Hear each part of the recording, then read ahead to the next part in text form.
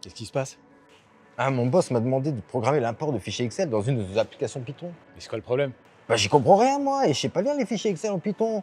En plus, il veut qu'on puisse exporter certaines informations au format Excel, qu'on formate le fichier d'une manière spécifique, les choses. Ok, oh, calme-toi, calme-toi.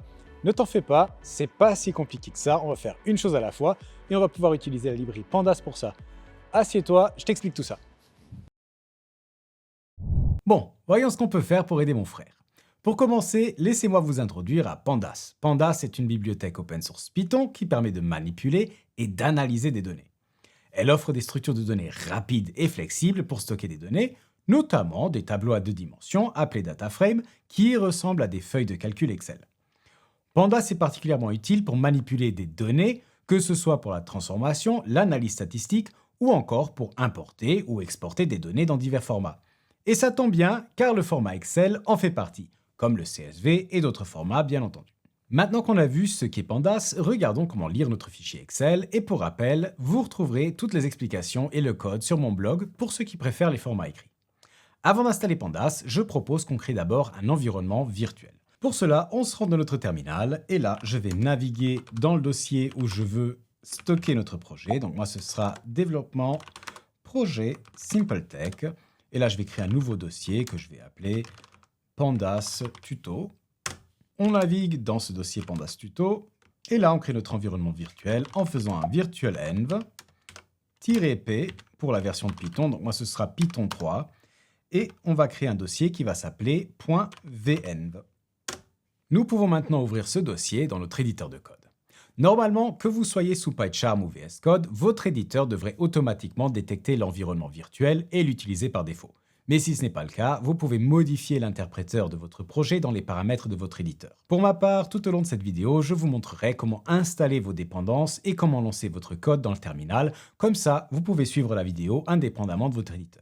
Pour ma part, je vais utiliser PyCharm, donc j'ouvre PyCharm et je vais naviguer dans mon dossier en question. Donc on avait dit développement, projet SimpleTech, et là je prends notre Pandas tuto.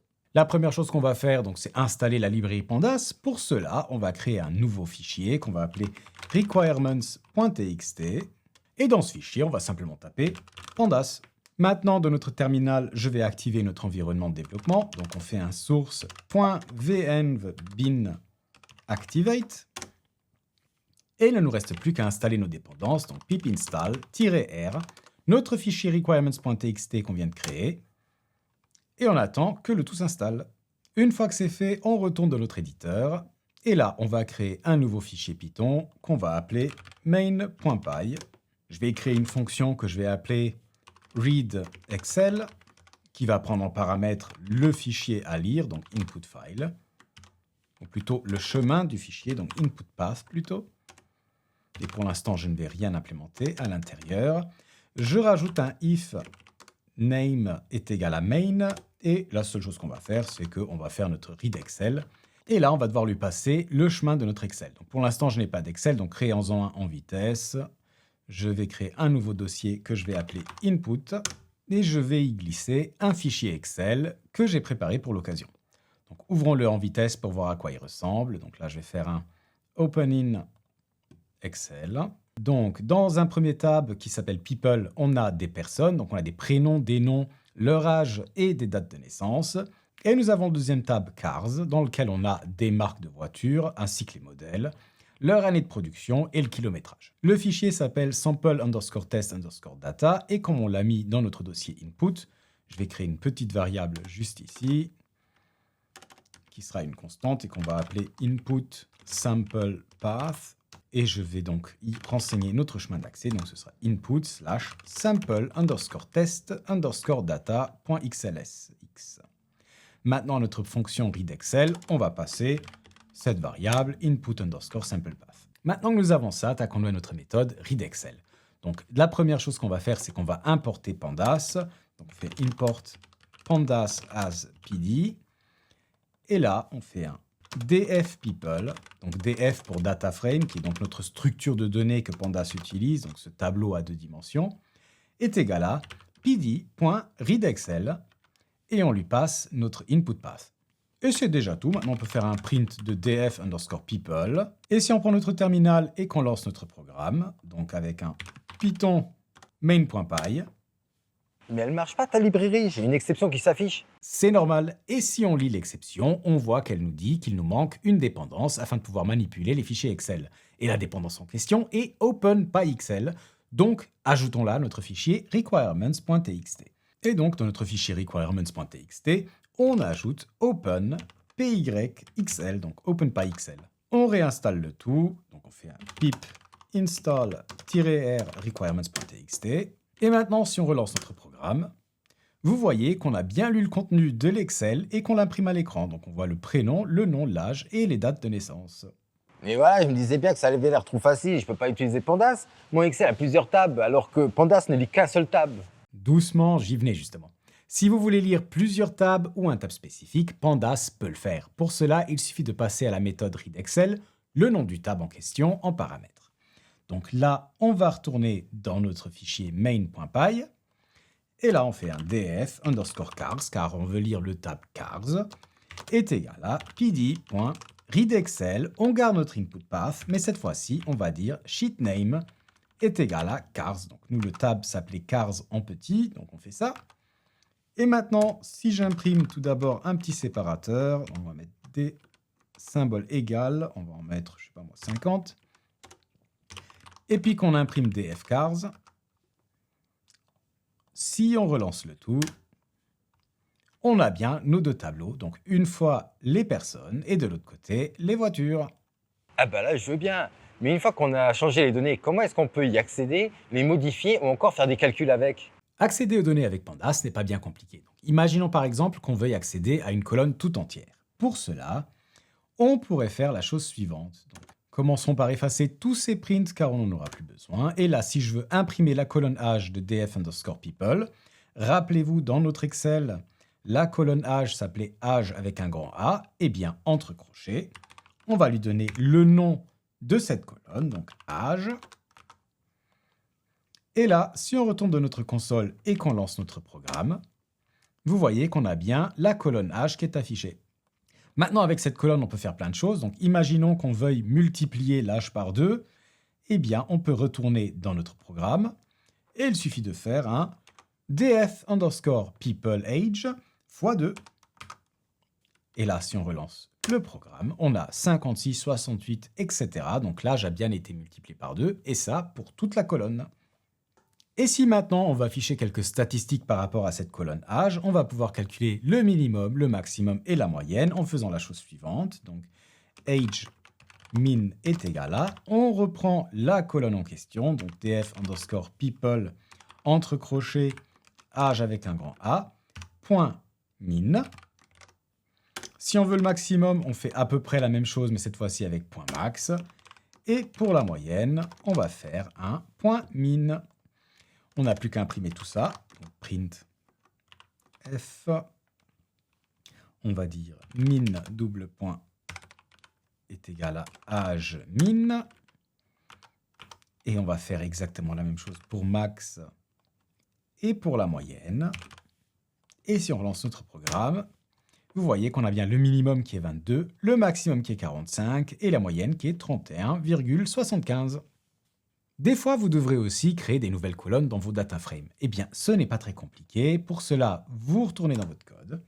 Vous prenez votre data frame, donc ici data frame people, et entre crochets, vous allez utiliser le nom de la nouvelle colonne que vous voulez avoir. Donc moi, ce sera full name. Et dans ma nouvelle colonne, qu'est-ce que je veux enregistrer?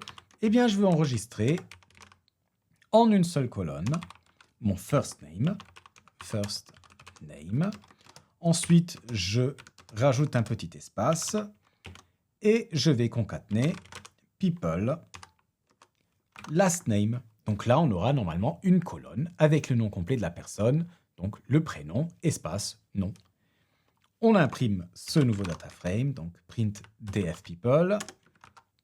On lance le tout dans notre terminal. Et là, vous voyez que j'ai une nouvelle colonne qui s'appelle full name et qui contient bien les prénoms et les noms de mes différentes personnes. En plus de cela, vous pouvez très facilement filtrer les données de votre data frame pour ne récupérer que certaines lignes qui vous intéressent. Donc, imaginons par exemple que je vais récupérer toutes les personnes qui ont plus de 30 ans. Eh bien, pour cela, il suffit de faire un df people over 30 est égal à dfPeople, df underscore people, et entre crochets, on va dire df underscore people. À nouveau, on va utiliser les crochets, on va dire la colonne âge, plus grande que 30. Et maintenant, si on imprime dfPeople over 30, et qu'on lance notre code, vous voyez qu'on n'a plus que 4 personnes, donc Jane, David, Sarah et Robert, car ils ont tous plus de 30 ans. Des fois, vous aurez envie d'accéder à une zone de votre tableau spécifique sans utiliser les noms des colonnes, mais plutôt en utilisant des index. Eh bien, ça aussi, c'est faisable. On retourne dans notre code. Là, je vais effacer tout ça, on n'en a plus besoin. Et imaginons que je veuille accéder à ceci. Donc, je veux prendre les 3 premières lignes de mon tableau, donc John, Jane et Michael, et je m'intéresse seulement aux colonnes âge et date de naissance. Pour cela, il nous faudra les index qui nous intéressent. Donc, comme on veut les premières lignes, c'est l'index 0, 1 et 2. Et comme on veut accéder à la colonne âge et date, ici, ce sont les index 2 et 3. Dans notre code, on va faire la chose suivante. df subPeople, donc ce sera une variable qui va contenir mon nouveau data frame. df underscore people. Et là, on va faire un iLock pour accéder à des endroits spécifiques du tableau. En premier lieu, on va renseigner les index qui nous intéressent pour les lignes. Donc, c'était l'index 0, 1 et 2. Et puis les index des colonnes qu'on veut récupérer, on avait dit 2 et 3.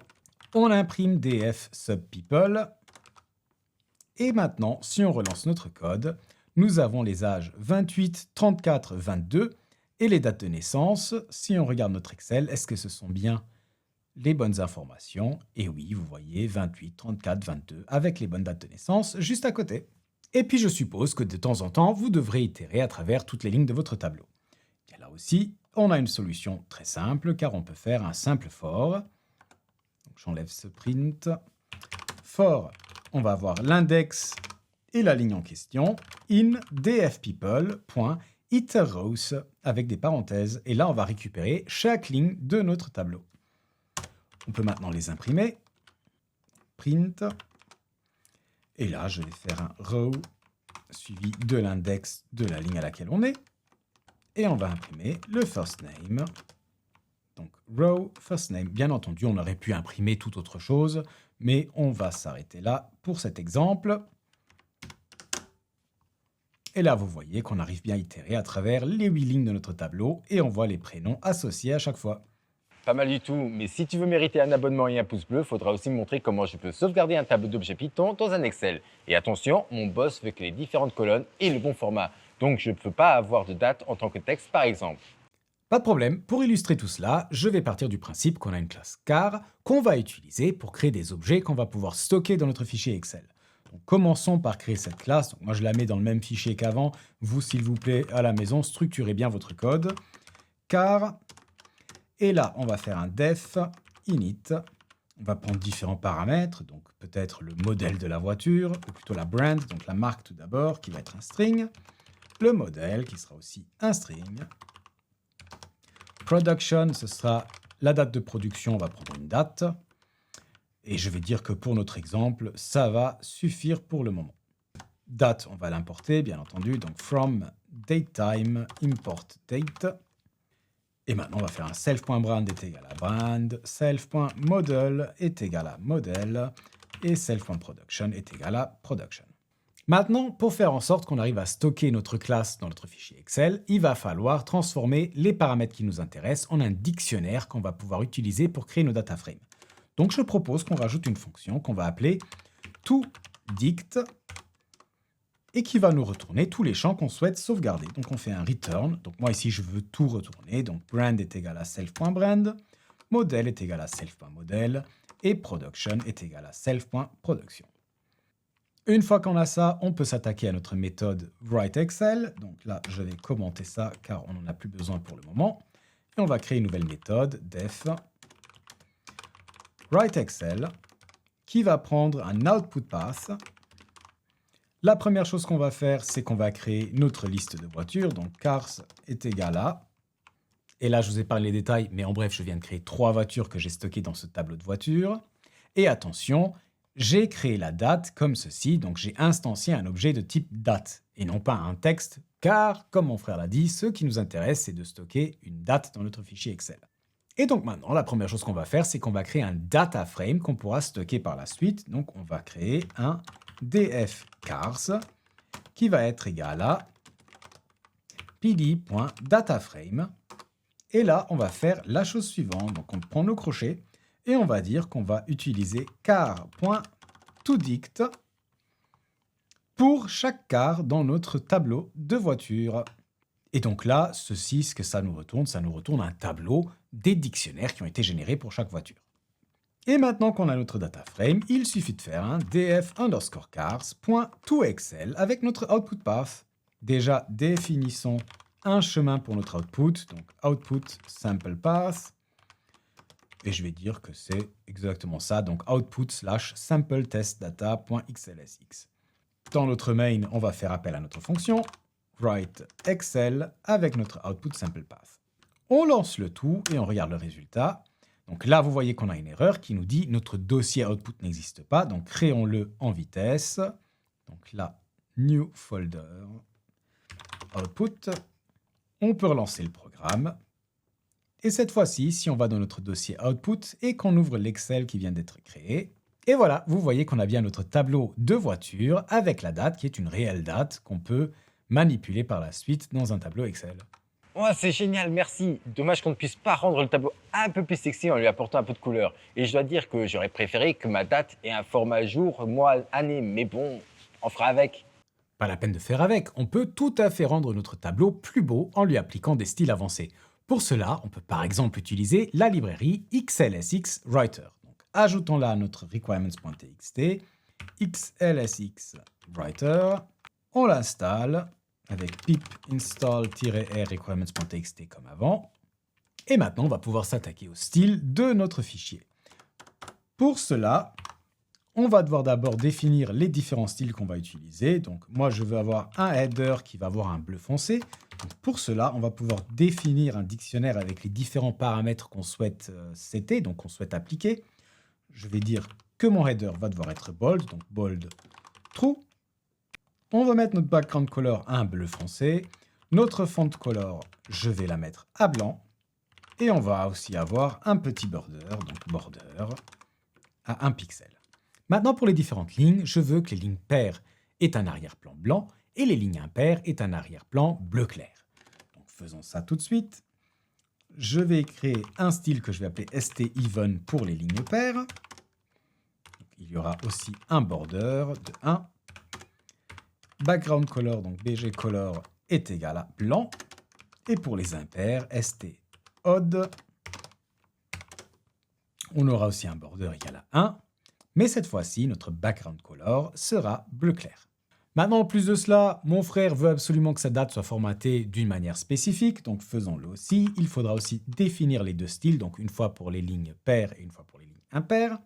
Donc st_evendate va être égal à, on va appliquer notre style even, et on va rajouter numFormat, donc comme on souhaite formater cette valeur, qui va être égal à dd/mm/yyyy, donc jour, mois, année.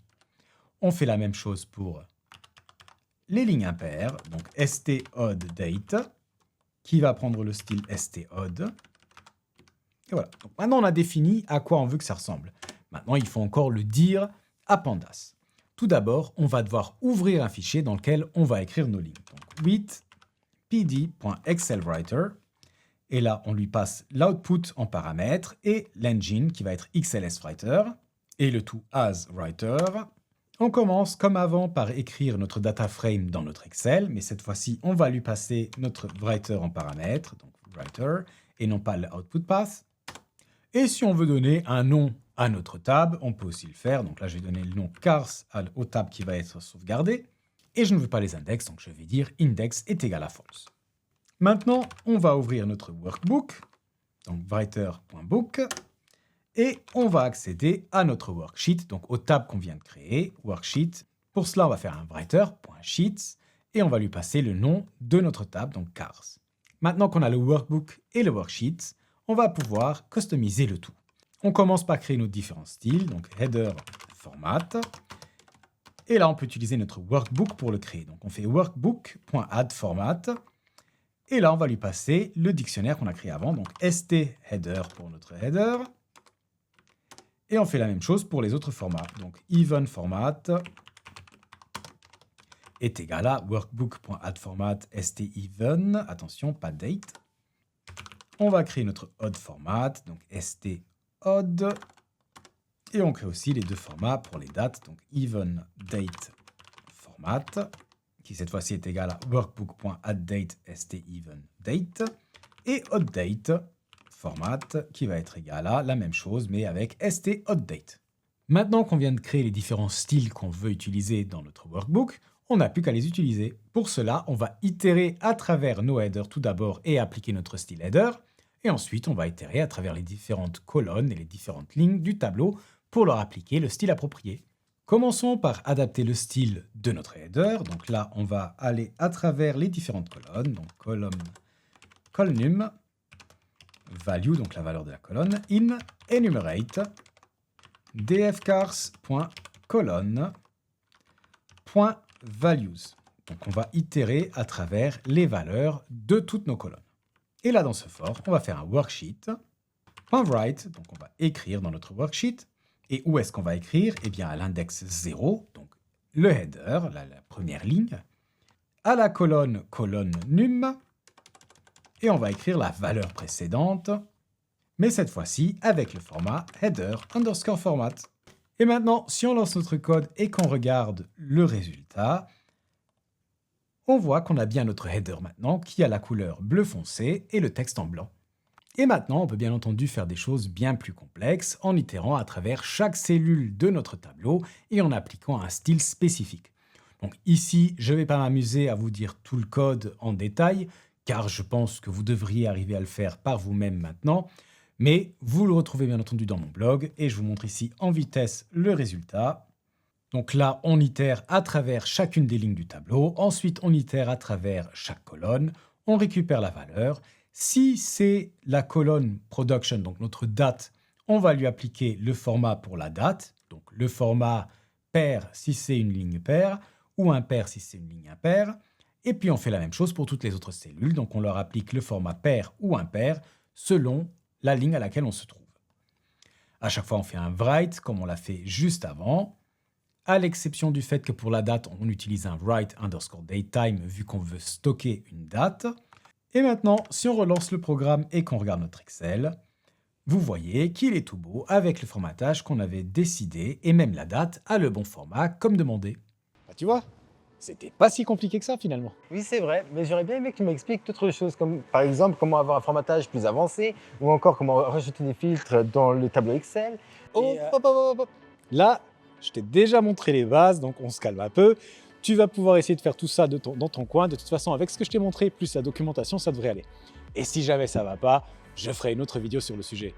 Et d'ailleurs, si ce format de vidéo vous a plu, n'oubliez pas de vous abonner et de me lâcher un gros pouce bleu. Et moi, je vous dis à très bientôt.